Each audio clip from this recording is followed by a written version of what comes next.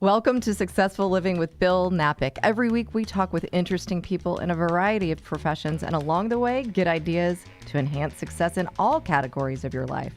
Successful Living with Bill Knapik starts right now. And here's your host, Bill Knapik. Welcome to the show, Successful Living with Bill Knapik. And today, guess what? Successful Living with the Medicare Whisperer. That's right. It's been a while, but he's been on before. Mike Alexander. Hey, Mike, welcome to the show. Hey, thanks, Bill. Glad to be here. Yeah, you're known in many circles, but the important circles, you're known as the Medicare Whisperer, helping people, all these things that are in play for people as we get older, certainly our whole lives. There may be someone listening that's in their 20s, 30s, whatever, but there are things that the government has put into effect to help us, and we're contributing all the way, all through our working life. But one of the things they do, and this is where you come into play, is that we may have benefits that accumulate, whether it's Social Security, Medicare, and those things, but guess what? They don't make it easy to figure it out. Here comes Mike Alexander. That's right. So let's tell people what you do, Mike, and how you make it easy and why they should talk to someone like you to help them as they approach Medicare, Social Security, all these big milestones as we get older. Sure. Well, basically, we're a Medicare and Social Security consulting arm, and we're also agents for Medicare also. We help people enroll in plans. We help people sign up for Medicare. We give them advice on when they should take Medicare, when they should take Social Security. And also, one of the more important things we do is we help people analyze their Part D plans every year, the Medicare prescription drug plans. Well, starting kind of backwards, when we think about Social Security, I have a friend that has taken the numbers based on their number. Let's just say this. They say, I guess the term is when you could get full Social Security benefits at retirement benefits. Full retirement benefits, and that milestone is 2 months after you're 66, right? That's correct. It's also depending on the year you were born. And again, if you were born 55, then you're correct. It's 66 and 2 months. And if you were born in 57, it would be 66 and 4 months. Well, what's interesting, this person calculated that at 66, they'll receive X amount, but if they wait till, 70 now? 70, correct. They'll get roughly $1,000 more. But if you do the calculations for this particular individual, they're not really making any money until they're 82 years old. So that's correct. To me, it's like you might as well just sign up at 66, right? That's absolutely right. I mean, I tell people this all the time. Now, there are a couple of instances. If it's a tax situation, it may throw you into, or if your spouse was a TRS employee and when you die, your spouse gets 50% of your benefit. So some people, based on their spouse's situation, if the spouse never worked, they may want to let that benefit accrue. For every year you wait past 66, you get 8% more, then it caps out at 70. But you're absolutely right.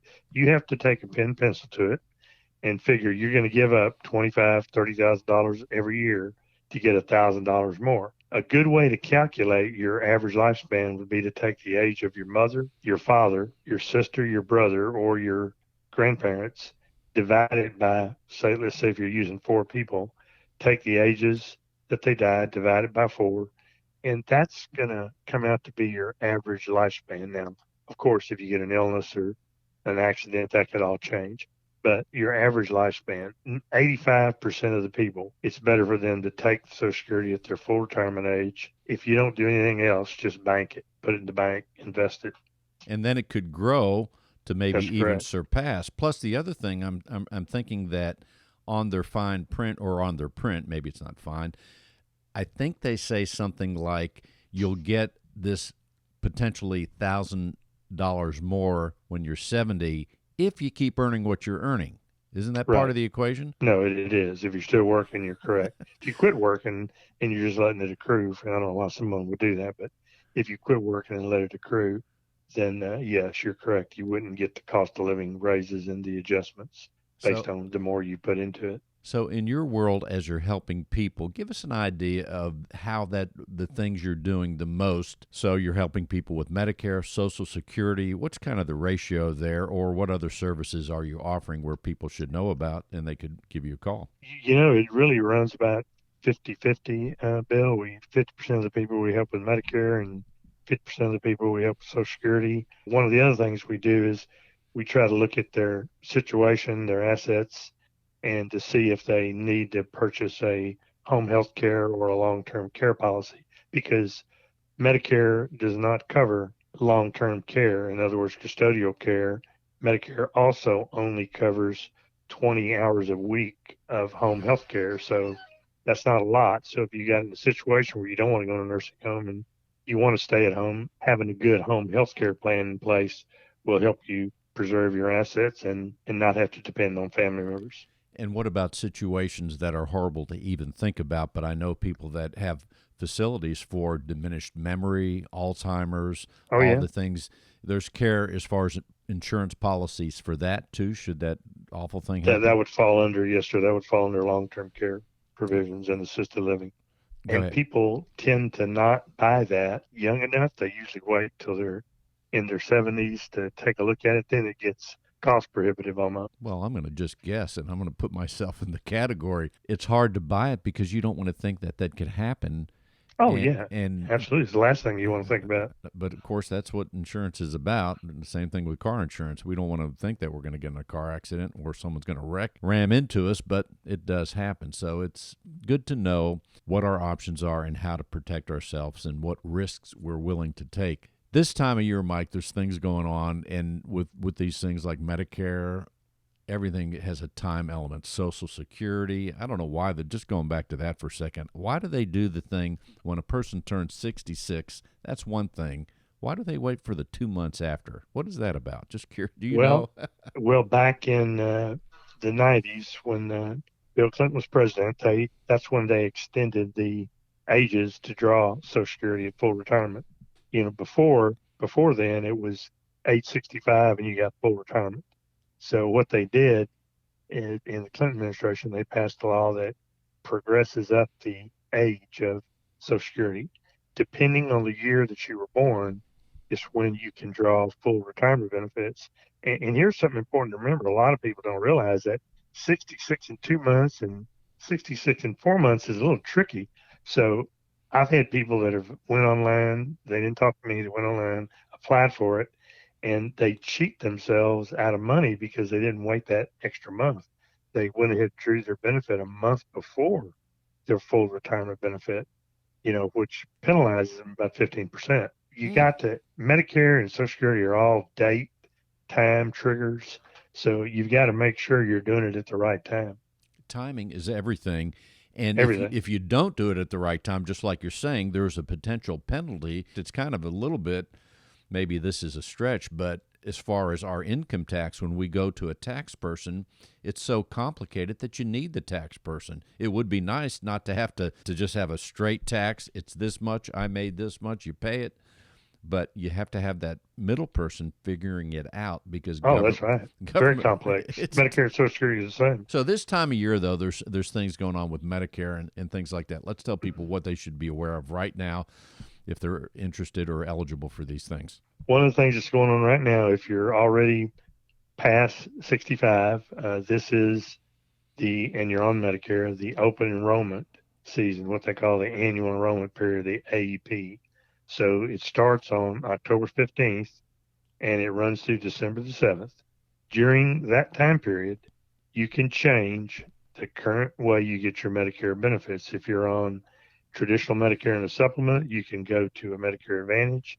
If you're on a Medicare Advantage, you can switch Medicare Advantage plans, or you can go back to original Medicare and get a supplement, or you can change your prescription drug plan. And you've got from October 15th through December the 7th to make that change. And if you don't do anything, do you just stay with what you're already on? That's correct. You stay with what you're on. Plus now, a few years ago, Medicare passed the thing called the Open Enrollment period. It only applies if you're on the Medicare Advantage Part C plans. If you're on a Medicare Advantage plan from January 1st through March 31st, they give you one chance for that year to change that Medicare Advantage plan. Some people may have made a mistake. They didn't realize the doctor didn't take the plan they enrolled in. So Medicare is giving you a little window there from January 1 through March 31 to change that Medicare Advantage plan. And that only applies to Medicare Advantage and not the Part D plans. If someone is working for a company, they're on their company insurance plan, they're happy with the plan, let's say. Who's happy with any plan, quite frankly, but that's another story. Yeah. But they're on a plan with their company. They don't feel like changing it, but they turn 65. Is there anything they need to do? Yeah, they need to probably enroll in Medicare Part A unless they're on a health savings account type of insurance plan. They should go ahead and sign up for Part A because Part A is free. It doesn't cost you anything more. You paid for it through your payroll taxes over the years. So you should sign up for Part A. Okay. Now, if you work for a company that has less than 20 employees, then you need to sign up for Medicare A and B because Medicare is primary if the company you work for has less than 20 employees. And I'm going to guess you're going to get better coverage anyway. Yeah, of course. I mean, having the Medicare will help offset your deductibles on your company plan. And, you have to look at it from a financial standpoint, too. If the company's paying 100% for your plan, there's really no reason for you to have the Part B, okay? If they're not, or if going on Medicare A and B and a supplement or an advantage plan is less out of pocket for you money-wise and the benefits are better, and you may want to look at dropping off the company plan and going on Medicare at that time. You don't have to do that. You just need to weigh the financial consequences of it. And, we talk to people all the time about that. They'll call me and, well, Mike, I'm going to work 2 more years. What should I do? Most of the time we'll recommend they sign up for Part A. And then when you leave your employer or retire or you get laid off, you have 63 days from the time that your coverage ends at your employer to enroll in a Medicare plan. If you fail to do it within that period, then you have to wait until January of the following year through the end of March, and then you won't be effective until July 1. So again, it's timing and the dates that you have to be aware of. When to do it, how and why, So keeping it simple, and for those that like a convenience in life, that's part of your role. You bet. It would be safe to say that when you are around these dates, just so you don't miss it or get penalized, call Mike Alexander, the Medicare Whisperer. The website is... It's called it's www.getagreatquote.com. www.getagreatquote.com. Simply put, getagreatquote.com. So you're there to help people, you and your company. Someone may be working, they have the company insurance, and they're happy with that. They're 65. They've already, I guess the Part A seems to serve as a function where it's getting you ready so that if you leave your job or you get fired or downsized, upsized, whatever, and you need that Medicare, the time comes where you need it, you already have the Part A, then they call you, and then you help them tailor the right choices so that for that next year they have that, and if they like it, they continue, or when the next year rolls around, they could change it. Is that correct? That's absolutely right. See, absolutely right. I'm learning something, but I'm still going to call you when I get old. Or at least we all get that way someday. Remember, though, you never get older, just better. That is true. So the MedicareWhisperer.com, Mike Alexander. So what are some of the other things that are maybe misconceptions or that you want people to know about, Mike, that there's information out there and you probably hear certain things all the time, I'm guessing, where someone thinks it's a certain way and you're like, nope, it's not like that. You better know this. So give us an example of that. One example, I'll give you a couple, but one example is Cobra Coverage. A lot of people, their spouse may be younger, so what they do is they elect Cobra when they leave their employer, and they're over 65, and they don't understand that Cobra does not count as credible coverage. So if you don't sign up for A and B when you leave your employer and you're already over 65, you'll be subject to a 10% penalty for every year that you don't enroll in that plan. Okay. So when you Cobra, you make and keep Cobra as a dependent, and there is such thing as dependent Cobra. So you can actually apply for dependent Cobra just for your spouse, and you can go ahead and go on Medicare and have Medicare A and B and either a supplement or an advantage plan. But that penalty, if you go on Cobra with your spouse, you're going to pay that 10% penalty because you should enroll in Part B. Cobra is not credible coverage with Medicare. Another thing comes to mind, independent contractors. I'm very active in the real estate community, and real estate agents, even mortgage professionals, are out there. They make a commission. There's no salary involved in most positions in terms of real estate. So let's say there's an independent real estate agent out there. As far as I know, they're paying a lot of money for insurance because they're not working for a company. They're independent contractors. Right. To me, they're individual policies, right? To me, and correct me if I'm wrong, if I'm getting up in age as a real estate independent contractor agent, and here comes age 65, that might be pretty good news because all of a sudden I can get insurance at a reasonable cost as far as the Medicare goes. Is that right? That's correct. That's correct. They absolutely, if you're an independent contractor, you don't have a group insurance plan, you definitely should sign up for Medicare A and B and either a supplement or an advantage plan, depending on your circumstances. It'll be a lot cheaper than what they're paying. We're talking and better benefits. With Mike Alexander, the Medicare Whisperer. Mike, the other thing that comes to mind, going back on the Medicare train here, they get Part A. As far as if someone is saying, I'm willing to spend extra money, I have Medicare Part A, and I want really good coverage. I don't necessarily have any existing conditions, but I want to be ready, and I want the best Medicare coverage. What does that look like? Or give us an example of one of the models of how that would look if someone's not scrimping for $1 or $2, but they say, hey, I want to have the best I can get in terms of coverage. So if you want the best Medicare coverage, like they call it the Cadillac type plans, if you're already 65, a Medicare Supplement Plan F is available. If you're not 65, then after January 1st of 2020, then you can get what's called a Plan G supplement, which the difference between the F and the G is a $200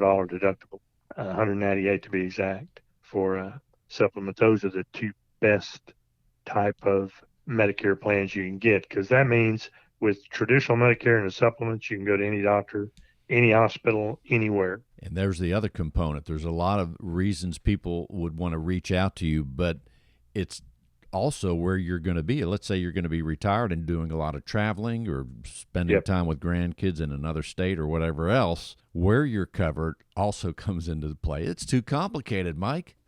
Absolutely, it is complicated. So to answer your question there, if you're traveling a lot, then you probably don't want to go on a Medicare Advantage plans, because those plans are generally only good in the county that you live in, okay, except for emergencies. So you would probably, if you're going to travel states 4, 5, 6 months in Colorado with your kids, for instance, well, you would want to be on traditional Medicare and get a supplement. That'll be your best option. And we ask those questions. We kind of go through a needs analysis with everybody and to make sure that they get the plan that's right for them. Everybody's different, so we try to find the right plan for that person. I'll give you an example too. And what should we think about when it comes to having the choice of great physicians, or those that we know are great specialists or doctors? For example, I moved a little further from Houston, so I went to one dermatologist, and as I came out here near the Katy area, I went to two others thinking that, hey, they're closer. Well, I went to those two others, and they didn't do that great a job, right? Yeah, you weren't happy with them. Mm-hmm. No, I wasn't happy. A little blemish on my face. They tried to freeze it off. It came back, 2 weeks later. So long story short, I go back to the top dermatologist. Now, I don't have Medicare, but I went back to her. She's a professor. She teaches. It wasn't any extra cost. But I learned a lesson saying that, you know what? At all costs, I'm going to go back to this top professional. Didn't cost me any money, but when we get into the world of Medicare, are we going to have access to top doctors and have our choice as well? Yeah, 93% of all doctors take what's called traditional Medicare, which is Medicare A and B plus a supplement. About 69% take what's called Medicare Advantage or Medicare Part C. Now, in your case, if you were on a Medicare Advantage plan, that same scenario with the dermatologist, that dermatologist would have to be in that carrier's network. Okay. On a Medicare Advantage, on traditional Medicare and the supplement, it doesn't matter. You can go to anybody. You can go to the Mayo Clinic in Boston if you want to, and it doesn't matter. Good to know. Give us a quick walkthrough when it's time for someone to jump on the Social Security. They've reached full retirement.